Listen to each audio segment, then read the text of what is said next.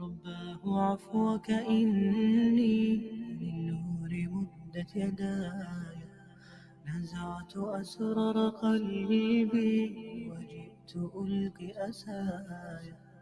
رباه عفوك إني للنور مدت يداي، نزعت أسرار قلبي وجئت ألقي أسايا، وأشتكي طي صدري دربا سحيق العطايا. به بدأت ولكن لم أدر ما منتهايا، لم أدر يأسي فيه ولا عرفت هدايا، ولا عرفت ظلامي ولا عرفت ضحايا، ولا لغيرك دوايا رب يوم الندايا. يا يا يا رجائي،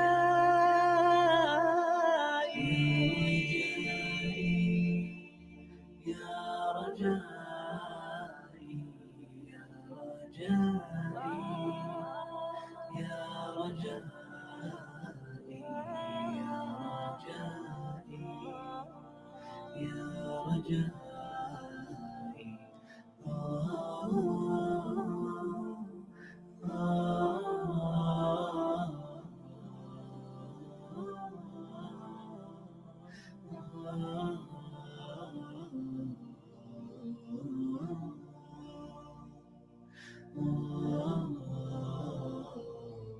إليك أنت صباحي مصفد بمسايا، فاسكب ضياءك إني ظمآن ضل صدايا.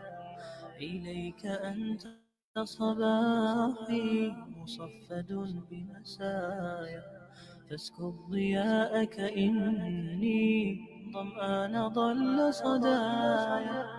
لم أدر من أي نبع أسقي جنين الركايا، والشط لا ما فيه يطفي اللظى في حشايا.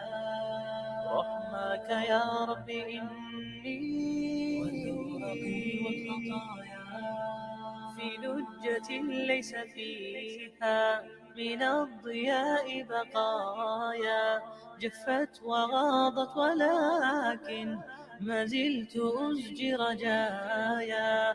يا يا يا رجائي،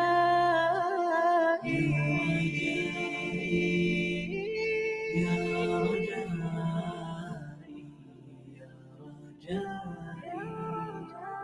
يا رجائي، يا رجائي، يا رجائي، يا رجائي.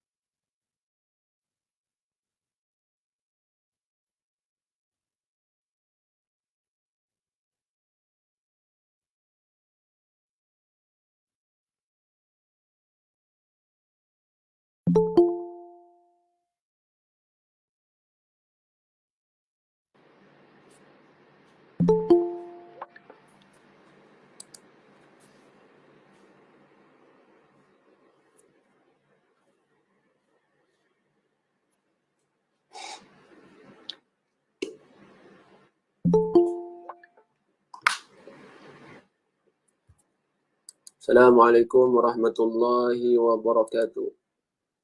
Alhamdulillah wassalatu wassalamu ala Rasulillah wa ala alihi wa sahbihi wa man walah.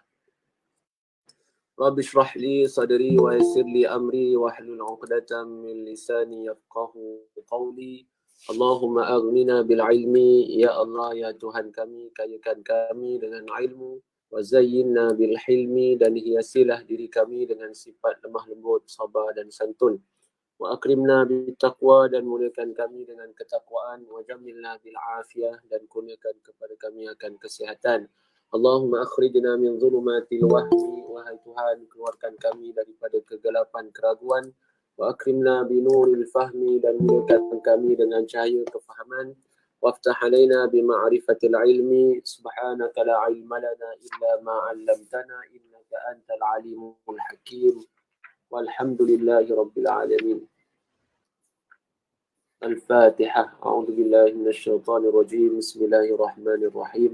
الحمد لله رب العالمين الرحمن الرحيم مالك يوم الدين إياك نعبد وإياك نستعين اهدنا الصراط المستقيم صراط الذين أنعمت عليهم غير المغضوب عليهم ولا الضالين آمين. Baik, kita akan sambung pengajian kitab kita, kitab Idaman Penuntut pada menghuraikan yang kusut, karangan Tuan Syekh Haji Abdul Ghani bin Haji Yahya. Baik, jadi kita akan masuk kepada muqaddimah kitab pula. Sebelum ni muqaddimah Tuan Pengarang. Kali ini pada muka surat, kita akan sambung pada muka surat yang keempat pada membicarakan muqaddimah kitab ini. Muqaddimah kitab ini. Jadi Ustaz nak minta siapa malam ni, Ahmad Arif, untuk memimpin bacaan kitab apa, kitab Idaman Penuntut. Boleh Ahmad? Boleh saya insyaAllah. Okey, sila. Mula dengan apa? Mula dengan qala al-muallifu tu. Qala al-muallifu rahimahullahu ta'ala wa nafa'ana bi'ulumihi fid daraini.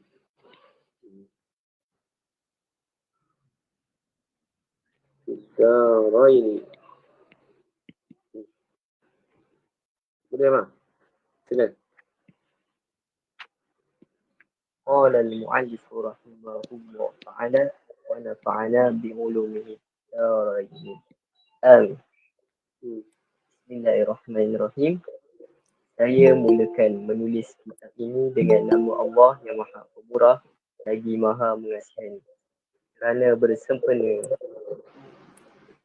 kitab Allah yang dimulakan dengan Bismillahirrahmanirrahim pada kebanyakan surah dalam kitab ini, dan beramal dengan hadis Nabi sallallahu alaihi wasallam yang kullu amrin balin la yubda'u fi Bismillahirrahmanirrahim fahuwa afdalnya. Tiap-tiap perkara yang digemari yang tidak dimulakan dengan Bismillahirrahmanirrahim padanya jadi kurang berkatnya. Makna perkataan tiap-tiap perkara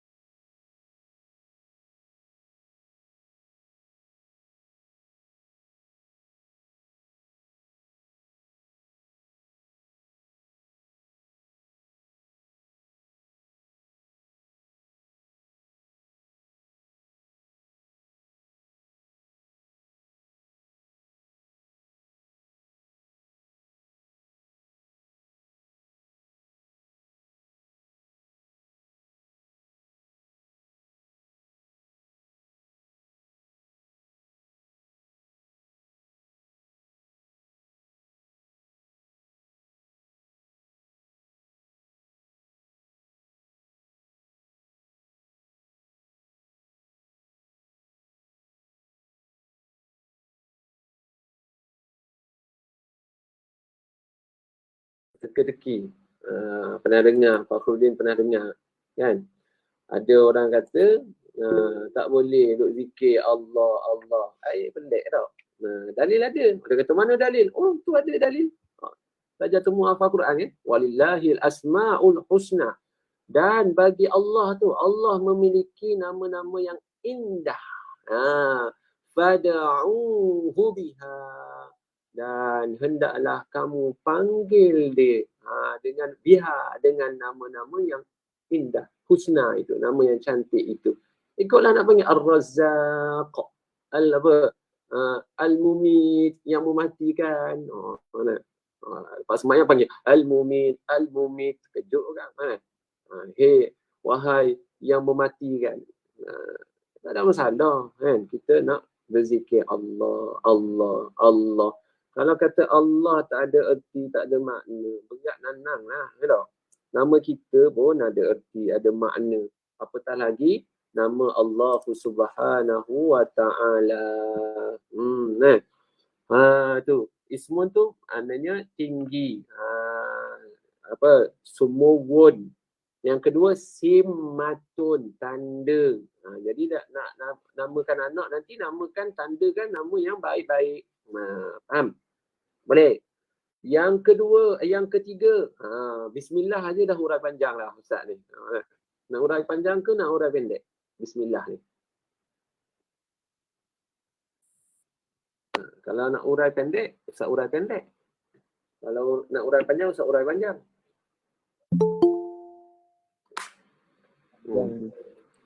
Sederhana lah khairul umur awsatuha. Kita sederhana. Baik. Jadi Allah pula. Allah tu orang duk kata Allah tak ada makna. Allah tu nama. Allah itu nama bagi zat. Kod tak kenal. Allah tu apa? Allah tu apa? Saya tak kenal lah Ustaz Amin nak khabar ni. Nak cerita ni. Allah tu Allah tu pertama siapa yang tak kenal tu, Allah itu ialah nama. Yang kedua, Allah tu apa? Zat. Nama bagi zat. Apa makna zat? Bukan zat besi Zat maknanya diri. Apa makna zat? Diri. Zat yang apa? Yang wajibul wujud. Apa makna wajib di sini? Wajib di sini wajib pada akal. Akal kata mesti. Mesti diri Allah itu wujud, ada. Mana akal tak boleh terima tiada. Kalau mana-mana akal kata boleh terima Tuhan tu tak ada, akal dia tidak lurus. Akal dia tak salim, tak sejahtera. Mana akal dia bermasalah. Ada masalah, ada berlaku kepincangan dalam pemikiran dia. Masalah besar. Dia kena dicek. Kan? Takut-takut putus wayar. Jadi Allah tu apa? Allah tu nama bagi zat, bagi diri yang mesti ada. Zat yang mesti ada ni, diri yang mesti ada ni ada berapa? Mizia. Siapa Mizia? Main sebut nama orang ni. Mizia ni siapa? Saya Ustaz. Siapa? Naziha. Pak Muja. Ya Pak Muja. Okey. Ustaz nak tanya. Diri yang mesti ada ni ada berapa? Diri yang mesti ada. Faham tak? Zat yang mesti ada. Diri yang wajibul wujud. Faham tak? Tak berapa faham. Tak berapa faham. Sebab Ustaz tanya. Maknanya ada yang tak faham. Okey, makna zat. Zat ni ialah diri. Okey, Mizia ada diri. Diri Mizia tu. Itu dah dipanggil zat. Allah Ta'ala ada diri tak? Ada. Ada. Mana? Sebab apa? Macam mana kita tahu Allah Ta'ala ada diri, ada zat? Ya, sesuatu itu yang ada mesti ada zat, ada diri. Kalaulah sesuatu itu tak ada zat, tak ada diri, tak ada diri, tak nak wujud. Faham tak Mizia? Kita tahu macam mana Mizia ni adanya diri Mizia, diri Najihah. Tahu Najihah ni ada macam mana? Tahu Najihah ni ada apa? ada diri, ada kepala, ada tangan, kan? Dua tangan, ada perut, ada dua kaki, ada dua mata. Tahulah tu ada, kan? Tapi kalaulah diri Najihah tu tak ada anggota apa semua tak ada, boleh kita kata Najihah ni wujud? Boleh Najihah? Tak boleh, kan? Tak boleh. Baik. Bandingan pada zat Allah Ta'ala tak macam tu. Allah Ta'ala ada kepala macam saya ke? Bukan. Faham? Diri Allah tu ada.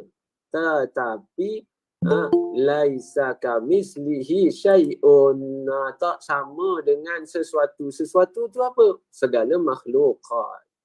Segala al-hawadis. Segala perkara yang baharu dan segala perkara yang segala makhluk tak sama. Ada diri, ada zat tapi tak sama. Tahu macam mana Ustaz tak sama? Tuhan khabar. Laisa kamislihi syai'un. Dia tak sama dengan sesuatu pun. Faham? Okey, wajibul wujud pula. Wajibul wujud iaitu apa dia? Wajib makna di sini ialah apa Najihah? Mesti. Kan kita belajar hukum akal. Hukum akal tu ada berapa? Ada 3. Pertama wajib, yang kedua mustahil, yang ketiga harus pak. Harus pak bukan harus ikut bahasa Indonesia sana. Kalau harus pak, harus orang Indonesia maknanya mesti. Harus ini maknanya boleh jadi ada, boleh jadi tiada. Itu makna harus di sini. Harus pada akal. Harus pada akal. Allah Ta'ala menjadikan Najihah dan mematikan Najihah. Itu harus. Harus pada akal. Mustahil. Tak mungkin. Makna mustahil apa dia? Tak mungkin. Tak mungkin terjadi. Tak mungkin terjadi. Kalau harus ni apa? Boleh jadi. Boleh jadi ada atau tiada. Kalau wajib maknanya mesti. Mesti. Tu. Ini dipanggil hukum akal. Akal hukum. Jadi kita hukum. Kita hukum dengan akal kita. Diri Allah tu apa dia? Mesti ada. Dia panggil istilahnya wajibul wujud. Apa dia? Wajibul wujud. Okey, jelas. Setakat ni ada yang tak faham. Ini dicampur sikit ni dengan ilmu tauhid ni. Ada siapa-siapa yang tak faham boleh bertanya. Okey, kalau tak ada Ustaz terus lagi. Tu. Jadi Allah Subhanahu Wa Ta'ala ni nama bagi diri yang mesti ada. Allah Ta'ala, Tuhan kita ni namanya Allah. Tuhan kita namanya Allah yang mempunyai segala apa? Yang mempunyai segala sifat kamalat. Segala sifat apa? Kamalat. Apa makna kamalat? Makna kamalat ialah kesempurnaan. Berapa banyak tu sifat kesempurnaan Allah Ta'ala? Banyak tak terkata, tak terbilang. Yang kata 20 sifat tu, 20 sifat tu fardu ain. Wajib ke atas segala mukallaf mempelajari, mengetahui, beriman dan percaya. 20 sifat tu. Faham? Bukan kita menafikan Tuhan mempunyai hanya mempunyai sifat 20 je, 20 sifat je dah. Jangan duk nafi gitu. Jangan kata gitu. Nafi maka ternafilah sifat kamalat yang lain kalau kita kata hanya 20 tu wajib belajar. Wajib kita pelajari. Okey, kemudian Ar-Rahman. Ar-Rahman. Apa makna Ar-Rahman? Tuhan yang Maha Pemurah.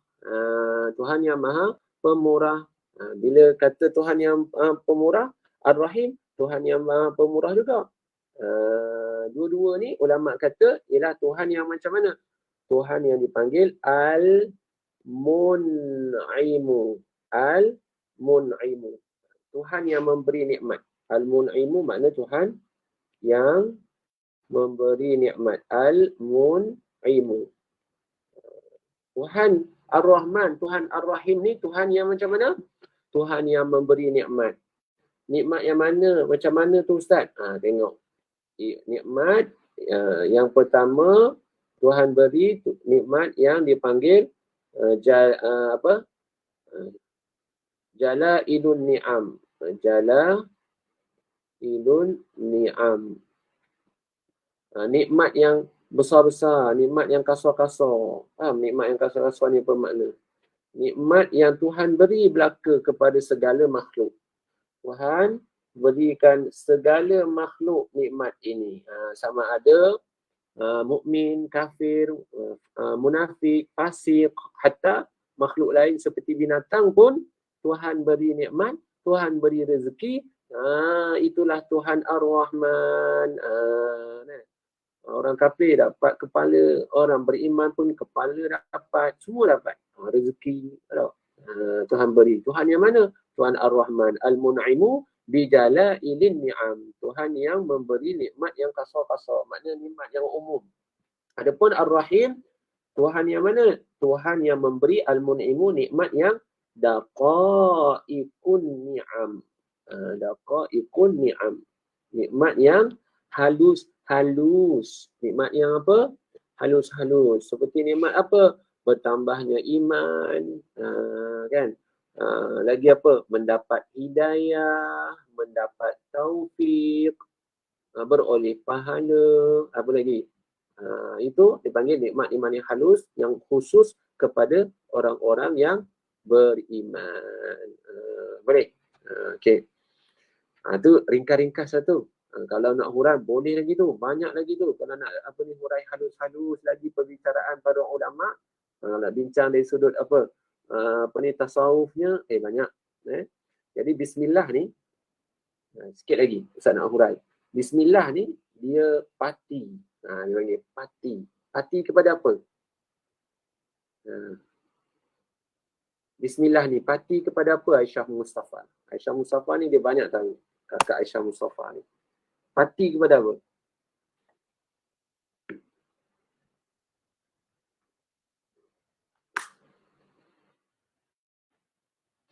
Siapa nak jawab? Bismillahirrahmanirrahim. Doa. Bismillahirrahmanirrahim. Doa. Boleh juga doa. Tapi ianya pati. Pati di sini ialah pati kepada surah Fatihah. Faham? Ulama tafsir kata, Bismillahirrahmanirrahim ini mempunyai makna secara umum. Makna apa? Makna surah Fatihah. Dan surah Fatihah itu pula mengandungi makna, segala makna Al-Quran. Makna segala makna Al-Quran itu terdapat pada surah Fatihah. Kita patah balik. Surah Fatihah itu maknanya terkandung dalam Bismillahirrahmanirrahim. Dan Bismillahirrahmanirrahim itu terkandung pada makna apa? Di mana? Ba. Bagus. Haras. Pernah dengar lah tu. Pada ba. Pada ba mana? Ba di sinilah. Ba Bismillahirrahmanirrahim. Ba ni. Dan ba itu maknanya apa?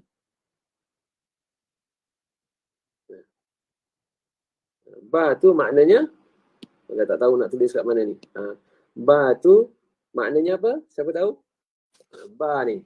Ba di sini maknanya ialah tulis di makana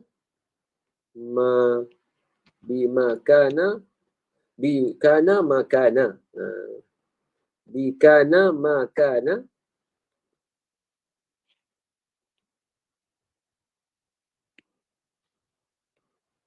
wabi yakunu ma yakunu.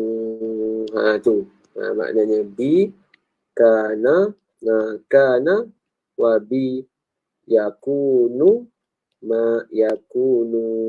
Dengan aku ni Allah Ta'ala lah. Dengan kudrah aku, dengan kudrahku, dengan iradahku, dengan kudrahku, dengan iradahku, kana makana, perkara yang telah jadi dah.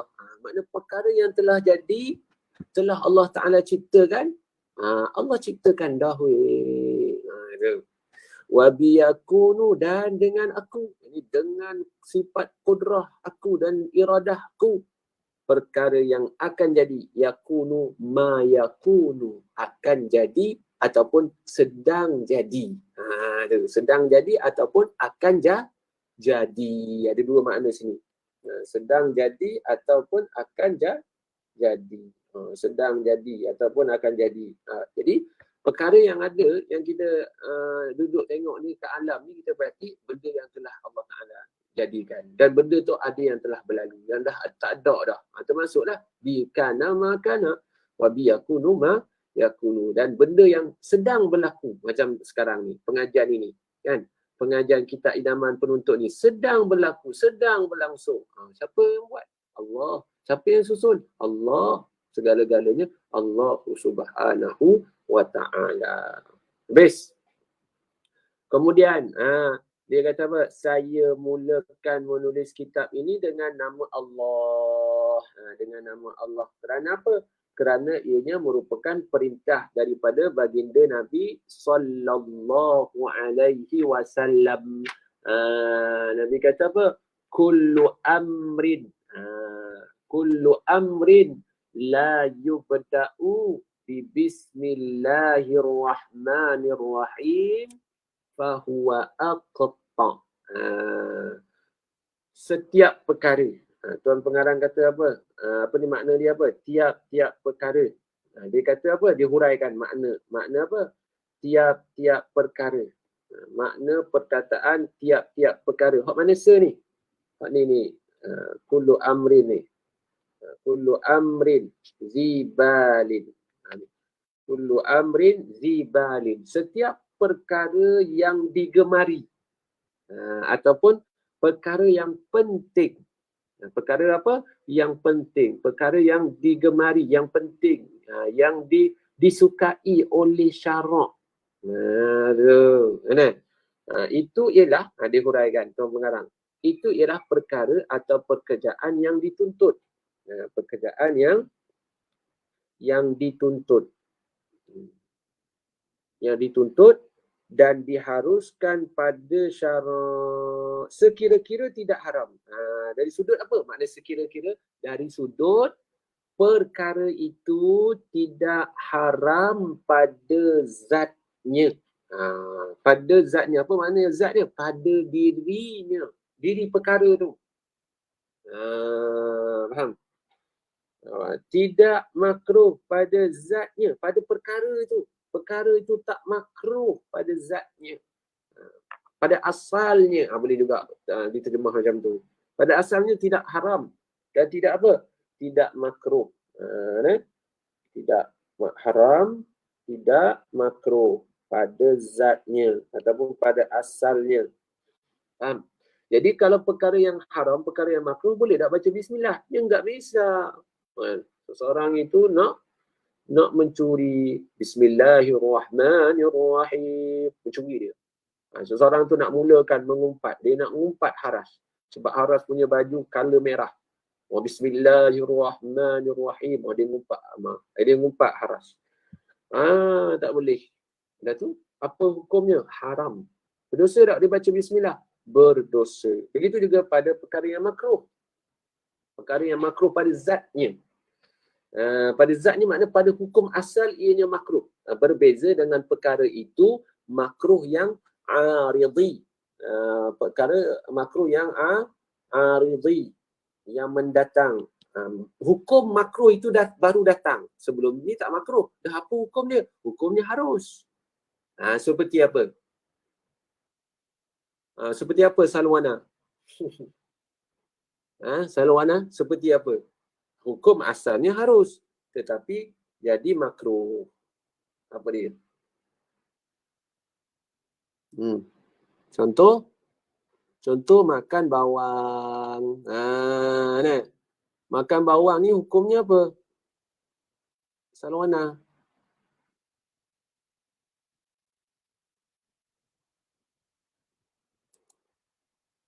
Makruh. Kena tengok kat sini. Baik. Hukum bawang, hukum bawang.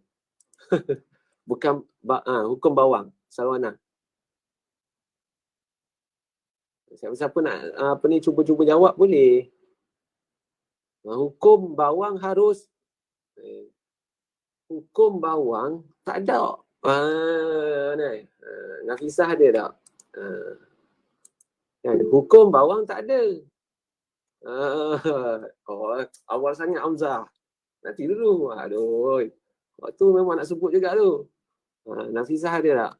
Nafisah dia belajar PSI dengan Ustaz. Ada Nafisah? Ada, Ustaz.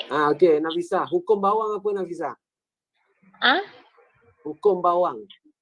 Tak ada hukum. Bagus. Ingat lagi dah tu Ustaz sebut. Bawang tak ada hukum.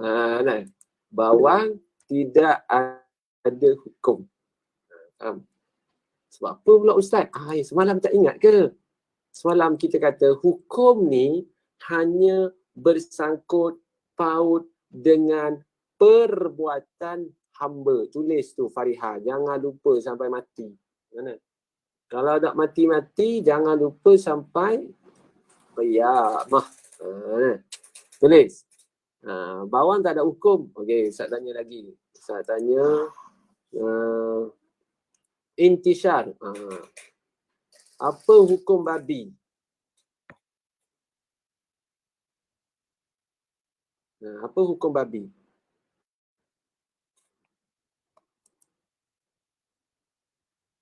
Hamzah lah jawab, Hamzah. Tak ada. Betul lah tu. Hukum babi tak ada. Tapi hukum memakan babi ada.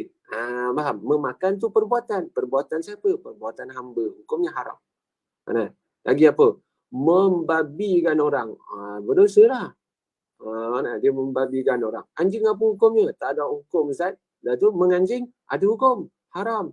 Menganjing. Sama lah macam senior kita sebut tadi. Abang Hamzah kata membawang. Bawang tak ada hukum.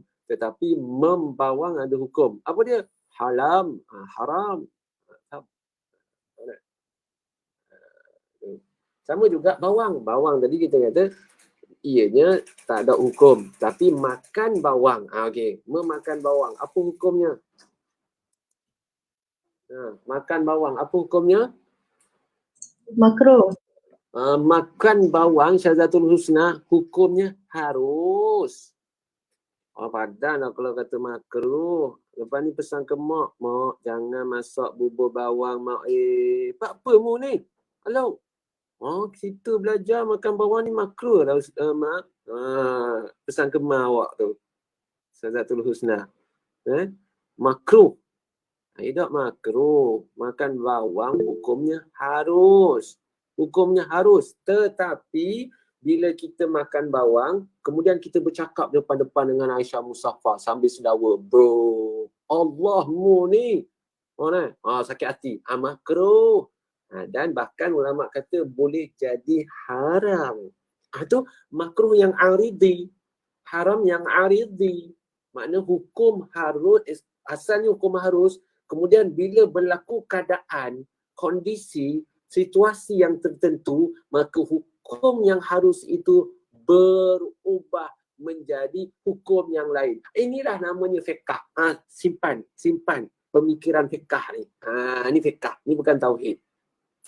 Fiqh ni kena ada dalam kepala kita. Fiqh ni akan berubah mengikut situasi keadaan. Situasi keadaan. Faham? Kondisi. Macam-macam boleh kita sebut. Boleh? Siapa ni Jeniah Payeng ni? Nama pelik-pelik ni. Jeniah Payeng ni. Siapa Takut juga Ustaz ni masuk-masuk nama pelik-pelik ni. Takut ni apa spy, agent ni. Apa Mossad. Israel duk serang kan. Kita punya apa sistem ni. Siapa boleh perkenalkan diri? Siapa tadi? Kena tanya. Ni. Jeniah Payeng ni siapa? Keluar lah. Haziq Faisan masuk Ahlan. Ni Ustaz kenal lah. Okey, baik. Mana tadi? Tu. Jadi hukum ni ia boleh berubah. Jadi memakan bawang hukumnya harus, tetapi boleh jadi makruh. Makan sebelum nak solat baru makruh ya Ustaz. Tak. Kalau Aisyah Musaffah makan bawang kan, kemudian semayang tak jumpa orang kan, tak makruh. Tak makruh. Dia makruh ni melibatkan orang lain pula. Maka makruh tu makruh yang aridi. Jadi kalau makan bawang Aisyah Musaffah, boleh tak baca bismillah? Bismillahirrahmanirrahim, awak telan 3 biji bawang. Makruh tak? Boleh tak baca bismillah makan bawang? Aisyah Musaffah, Kak Aisyah, boleh, pandai pun. Sebab apa? Sebab yang dikatakan di sini iaitu tidak makruh pada zatnya. Tidak makruh pada apa? Pada zatnya. Maknanya benda tu asalnya makruh. Seperti apa tadi? Hukum makruh pada asal. Seperti apa? Makruh pada asal. Hukum hak manusia. Hukum memang makruh kalau pergi solat jemaah. Bukan dah. Seperti apa? Seperti melihat kemaluan sendiri. Bukan kemaluan orang kalau pergi solat jemaah. Pergi solat jemaah tak makruh. Pergi solat jemaah ni dituntut. Kan? Fardu kifayah. Ada pandangan sebut fardu kifayah. Dia kata sunat muakkadah. Dia pergi sembahyang jemaah ni bukan makruh. Makruh sedap lah. Tapi boleh jadi haram solat jemaah ni. Ya tak Ustaz ni. Kan? Solat jemaah boleh jadi haram tak? Bukan. Maksud saya kalau makan bawang lepas tu pergi solat jemaah. Tu makruh aridi Aisyah. Makruh aridi, bukan makruh yang pada zatnya. Bukan makruh zati. Jadi haram dan makruh ni ada berapa jenis? Maka kita belajar malam ni kita dapat satu perkara. Haram, makruh, ada 2 kan, zati dengan aridi. Zati dan aridi. Zati ni, haram yang zati ni lah yang apa?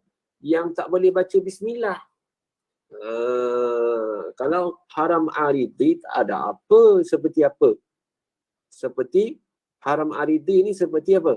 Seperti apa? Siapa nak cuba?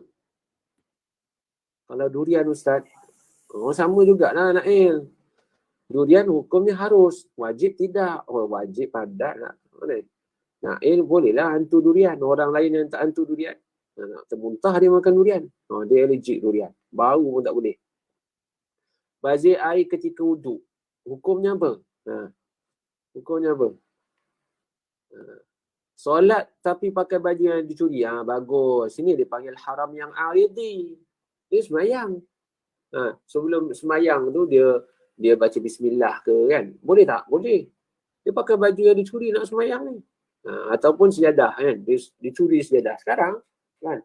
Nak masuk masjid, semayang kat masjid kan ada sejadah. Dia rembatnya sejadah orang selama badak kan? Itu dia panggil haram aridi. Ambil sejadah tu tak haram, pakai sejadah tu. Tetapi perbuatan mencuri tu haram. Makan nasi lemak makcik Kiyah. Haram tak? Makan nasi lemak makcik Kiyah. Haram apabila dicuri. Haram aridi. Nasi lemak tu bukan haram zati. Memakan nasi lemak tu, memakan nasi lemak yang dicuri daripada makcik Kiyah.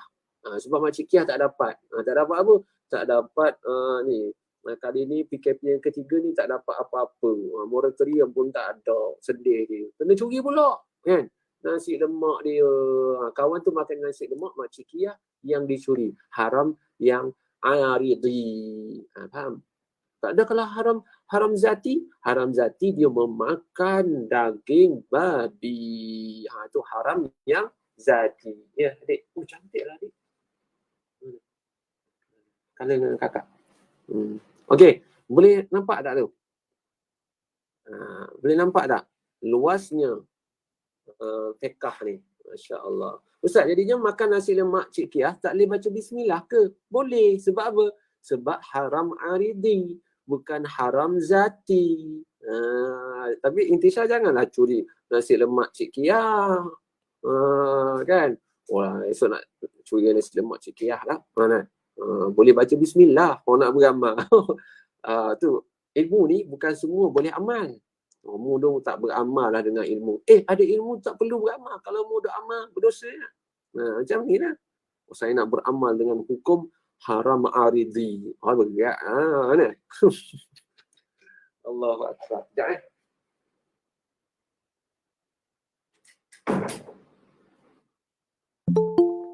Okey. Boleh? Siapa nak tanya? Dah nampak dah apa itu haram aridi dengan makruh aridi. Ni tak ada ni dalam pendidikan syariah. Ni tak ada Irfan. Irfan masuk keluar balik. Irfan Azmi. Tak ada ni. Istilah-istilah perbincangan yang halus-halus ni dibicarakan pada pengajian-pengajian macam ni lah. Pengajian bertalaki. Halus perbicaraan dia. Kadang-kadang orang pun tak terfikir. Itu cara ulama mengeluarkan hukum, memahami hukum ni luar biasa. Cara ulama memahami nas luar biasa. Kadang-kadang kita tahu luar biasa tu macam mana? Aisyah Maisarah, bila kita baca karya kitab-kitab yang ditulis oleh ulama, Allahu Akbar bila baca tu. Tak terfikir aku macam ni. Hebat tengok. Allah Ta'ala buka. Allah Ta'ala beri futuhat. Siapa beri tu? Allah. Sehingga mereka nampak satu dimensi yang lain. Yang tidak boleh dicapai kadang-kadang. Tak terfikir oleh manusia yang biasa melainkan para ulama. Oleh sebab tu kita tak boleh hina ulama. Kalau kita tak bersetuju dengan mereka, tak apa. Tetapi kita tidak boleh menghina mereka. Kerana mereka itu Allah Ta'ala jaga. Mahfuz. Kalau Nabi ni dipanggil ma'asum. Terpelihara. Makna tak ada dosa. Tetapi kalau para ulama ini, mereka ni mahfuz. Allah Ta'ala jaga. Allah Ta'ala pimpin hati mereka. Allah Ta'ala pimpin pemikiran mereka. Perbuatan mereka. Oleh sebab tu kita tumpang ilmu para ulama. Mana mungkin kita boleh rasa sombong. Sedangkan kita menumpang ilmu mereka, para ulama. Dan para ulama ni kenapa dia tak sombong? Kerana segala apa yang mereka dapat itu, mereka faham. Ini adalah pemberian Allah Subhanahu wa Ta'ala. Bima kana ma kana wa biyakunu ma yakunu. Tu. Peganglah molek. Tu nak kembali kepada tauhid lah tu. Kenapa orang tu boleh jahat? Sebab dia tak jelas. Kacamata tauhid dia tu tak jelas. Sama-sama. Kelabu asap. Dia kena bersihkan dengan ilmu. Cuci. Basuh dengan ilmu kacamatanya. Dengan ilmu. Belajar ilmu tauhid, belajar ilmu fiqh, belajar ilmu tasawuf. Jelaslah kacamatanya. Dipimpinlah hatinya. Dipimpin oleh Allah Subhanahu wa Ta'ala. Okey, cukup tu. Tak boleh sarah panjang-panjang. Sikit-sikit je. Nanti kan panjang sangat. Kita nak ambil pertengahan. Okey, pergi lagi. Maka perkara yang haram pada zatnya seperti zina. Itu disebut tu. Contoh. Maka perkara yang haram. Contoh. Haram pada zatnya. Dia panggil apa? Haram zati. Haram apa? Zati. Seperti apa? Zina. Zina. Tengok. Melihat. Perempuan. Hukumnya apa? Kan? Zaid tengok Aisyah Adnan. Apa hukum dia? Zaid ni bukan adik, bukan abang Aisyah Adnan. Bukan pak saudara. Lelaki ajnabi. Apa hukumnya? Hukumnya? Nafisa. Zaid melihat harus. Bagus Haziq. Harus. Jangan bila jumpa Aisyah Adnan pejam mata. Harus, tetapi apabila Zaid melihat Aisyah dengan pandangan yang tidak elok, kan, pandangan yang tak elok, maka jadi Haram. Haram apa? Haram Aridi. Pandai pun. Jadi haram aridi ni boleh jadi zina mata lah. Zina mata. Jadi zina mata. Okay. Haram dimulakan dengan baca bismillah. Berdosa dia. Sebab main-main. Bismillahirrahmanirrahim. Dia tengoknya Aisyah Adnan dengan pandangan yang tidak senonoh. haram. Tetapi perkara yang haram dengan sebab yang lain, kerana datang perkara yang lain, aridi, haram aridi, seperti mengambil wuduk dengan air yang dirampas dari hak orang lain. Maka hukum dia apa? Sunat juga dimulakan dengan Bismillahirrahmanirrahim. Kerana itu dengan sebab yang lain, iaitu merampas. Yang dikatakan haram tu perbuatan merampas. Wuduk itu tak haram. Kalau dia mengambil wuduk kerana nak sembahyang, hukumnya wajib. Hukum wuduk tu wajib. Tetapi hukum dia merampas itu yang haram. Dia panggil haram apa? Haram aridi. Okey, terus. Dan perkara yang makruh pada zatnya, dia panggil apa? Makruh zati. Seperti makan bawang putih mentah. Makruh dimulakan dengan bismillah. Oh, dia kata gitu. Mana? Dia kata makruh zati. Macam mana tu? Dia Ustaz tak pasti ni. Tapi sepatutnya makan bawang ni harus. Dia tak makruh. Mana? Makan bawang ni harus.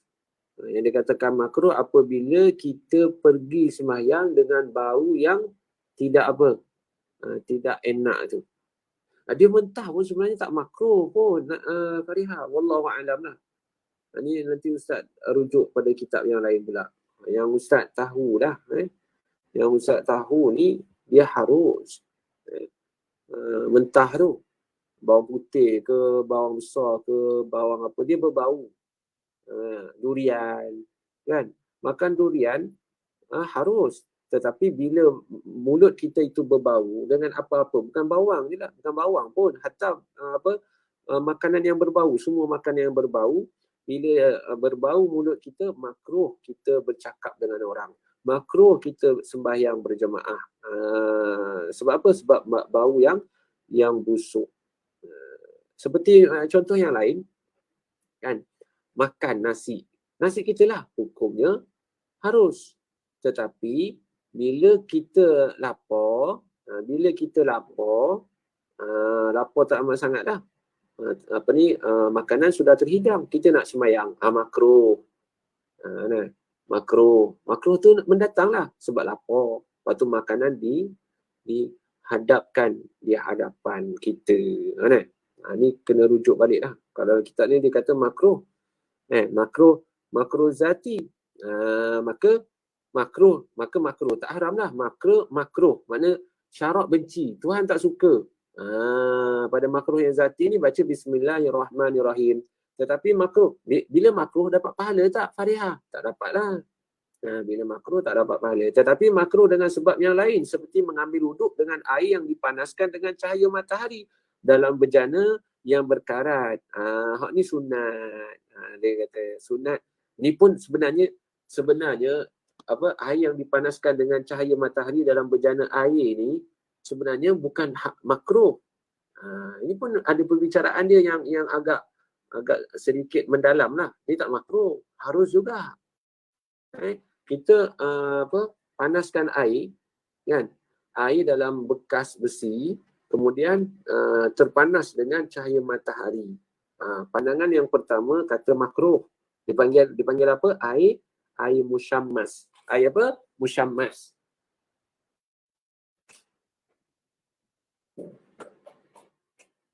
Tetapi pandangan yang muktamad, pandangan yang kuat, tak makruh air musyammas tu.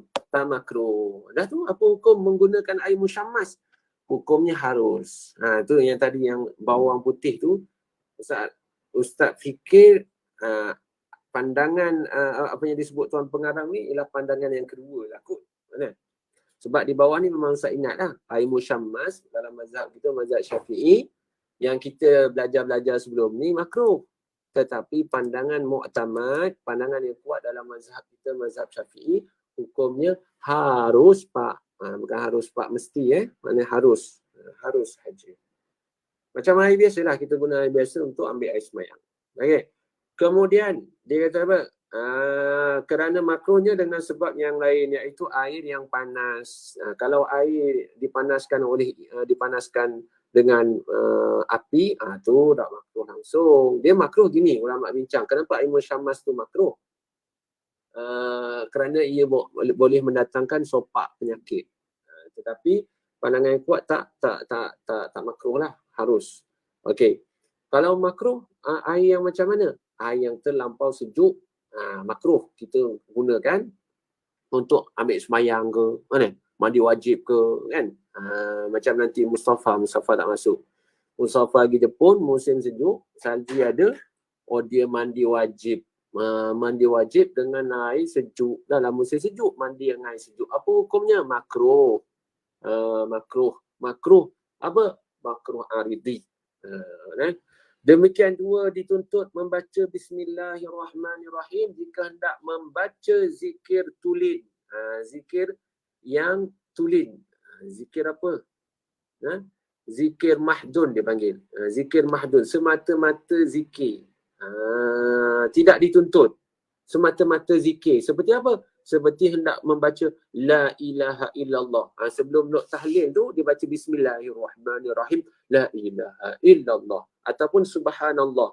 Sebelum dia nak zikir, lepas mayang Subhanallah tu, dia pun baca Bismillah. Tidak dituntut baca Bismillah. Ataupun Assalamualaikum. Dia nak tak khutib, sebelum nak khutbah tu, dia baca Bismillah. Bismillahirrahmanirrahim. Assalamualaikum warahmatullahi wabarakatuh. Tak sunat. Tak sunat. Sebelum nak semayang tu, dia nak apa? Dia nak semayang kan, kita nak semayang kan, kita mulakan dengan takbiratul ihram. Sebelum dia nak semayang tu, nak angkat takbiratul ihram, dia baca Bismillah dulu. Bismillahirrahmanirrahim. Allahu Akbar. Tak sunat. Dia tak sunat.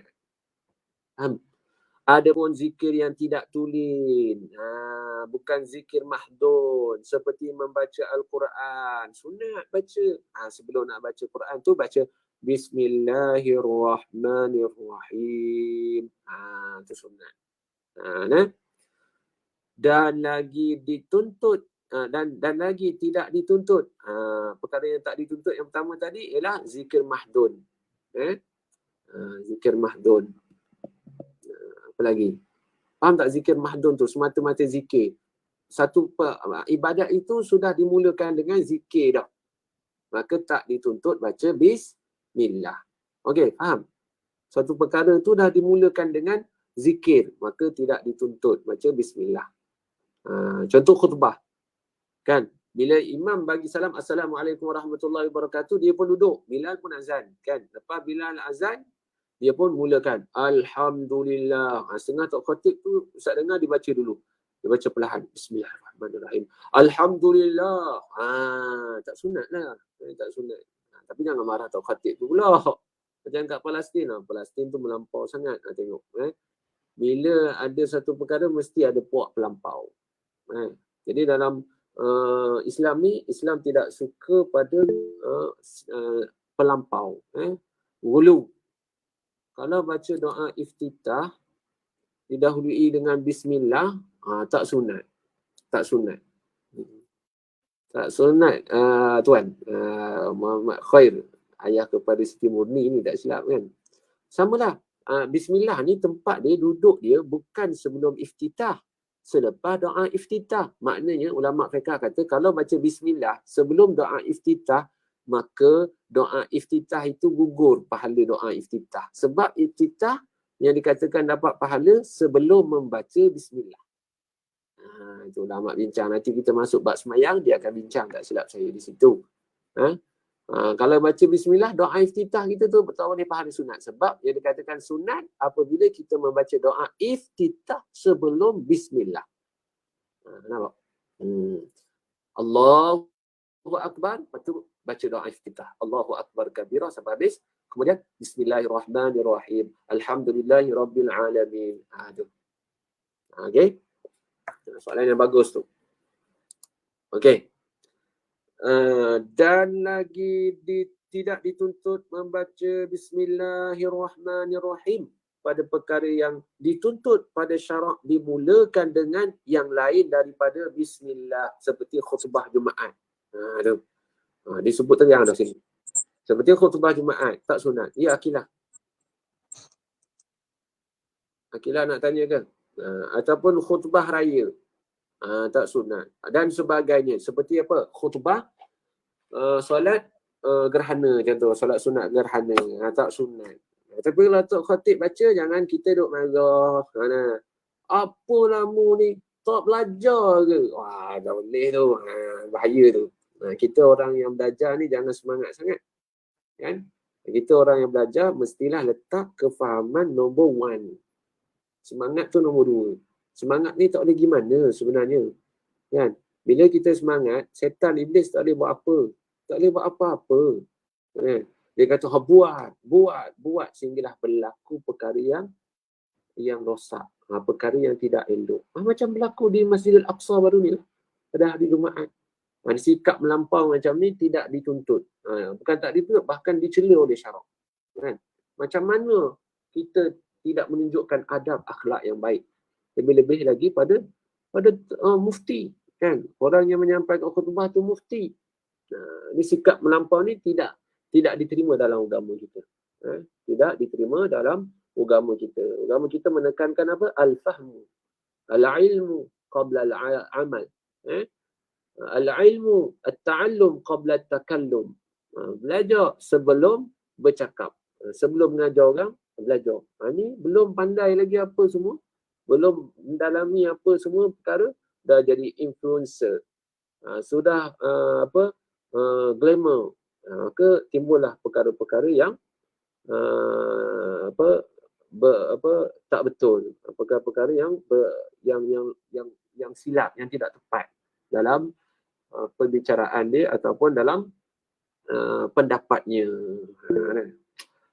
Sebab tu dulu Ustaz kata, Ustaz ni kalau nak terlalu menonjol sangat dalam Facebook ni, Ustaz segan. Kan? Kalau boleh, kalau Ustaz buat kelas ni pun, Ustaz tak nak guru-guru Ustaz tahu. Ustaz segan, Ustaz malu dengan mereka. Sebab guru-guru Ustaz ni ramai yang mastur, yang low profile. Tetapi ilmunya, Masya Allah. Kan? Kita segan.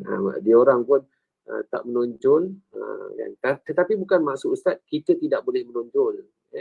Kalau kita boleh menonjol, itu lebih baik. Sekiranya persediaan itu cukup.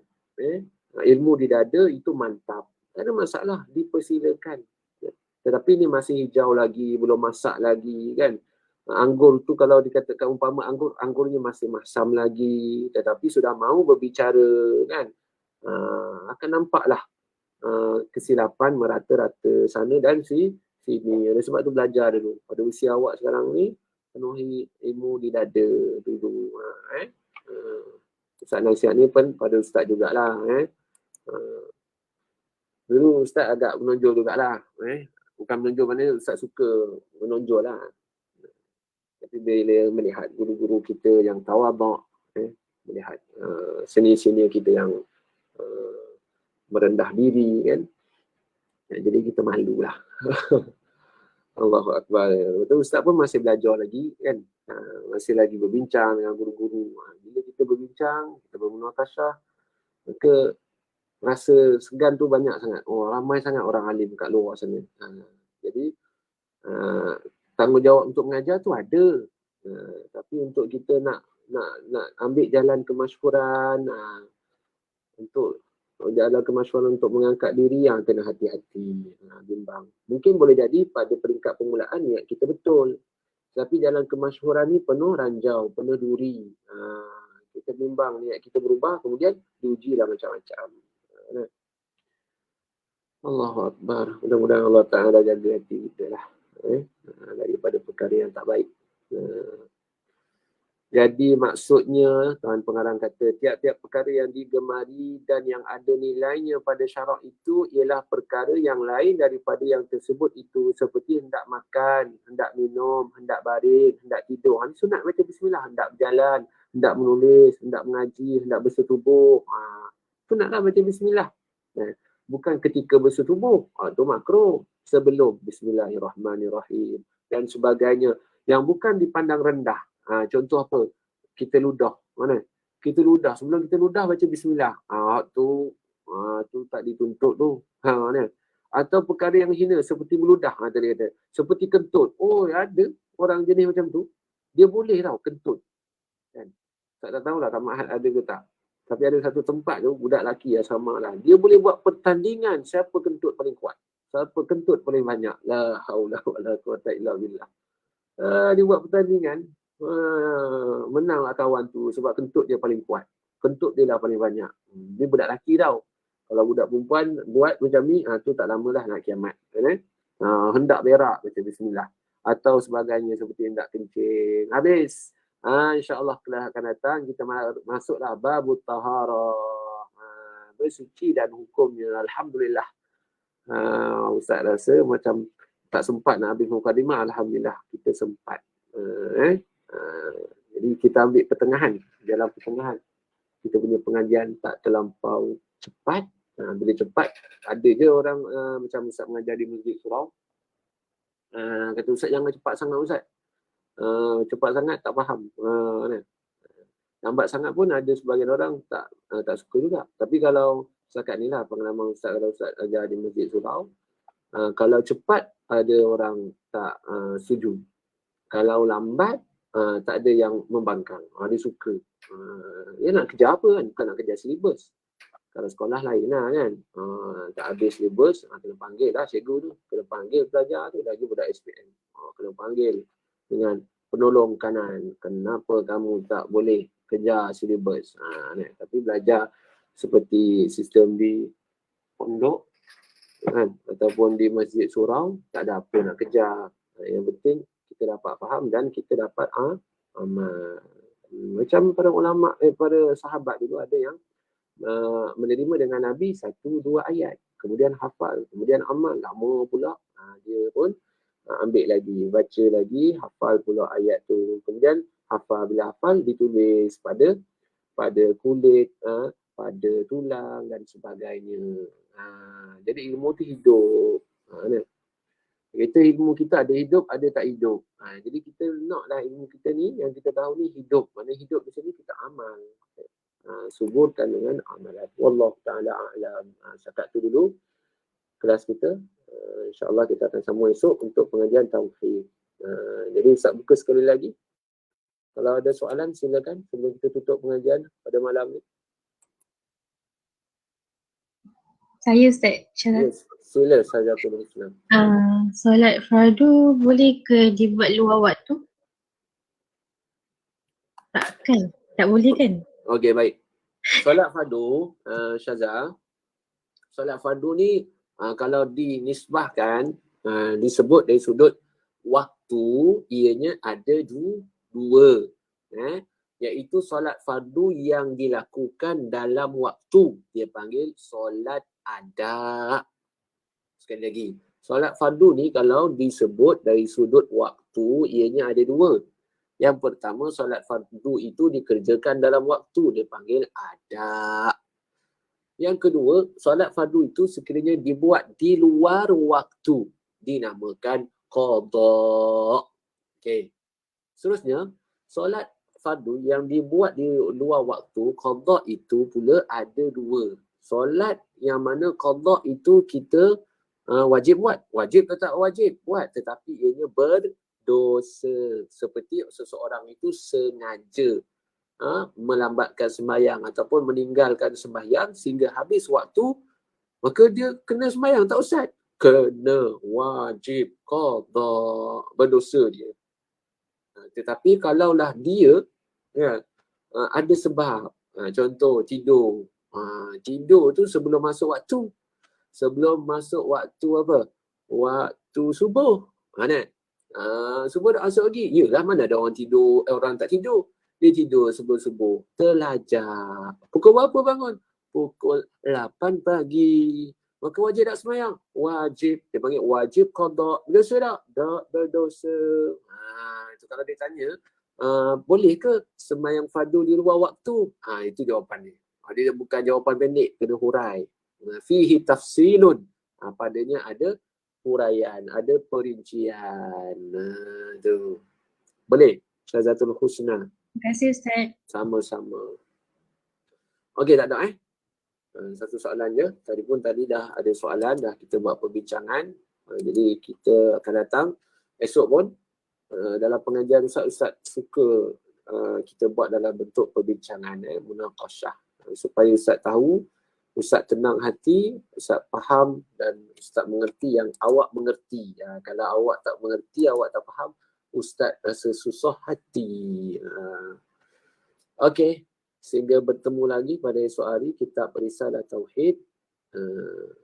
Cuma Ustaz terfikirlah sebab ramai yang baru ikut dan kita pun yang dah ikut dengan Ustaz ni pun dah ada, tapi lama kita tinggal. Ustaz ingat kitab Tauhid ni nak baca kitab yang baru daripada mula jugalah. Macam mana? Yang agak ringkas sikit tetapi tak terlampau ringkas, kemudian baca daripada mula. Apa pendapat? Ataupun nak teruskan je? Apa pendapat? Tak apalah. Awak fikirkan dulu. Nanti bagilah respon pilihan di dalam grup WhatsApp. Kalau nak baca daripada mula dan kitab yang baru. Ustaz fikir Ustaz nak ambil kitab Haridatul Faraid. Kitab tu taklah terlampau ringkas sangat. Terlampau ringkas pun pening juga kita nak faham. Dan tak terlampau panjang sangat. InsyaAllah. Okey. Hadza wabillahi taufiq wal hidayah. Assalamualaikum warahmatullahi wabarakatuh.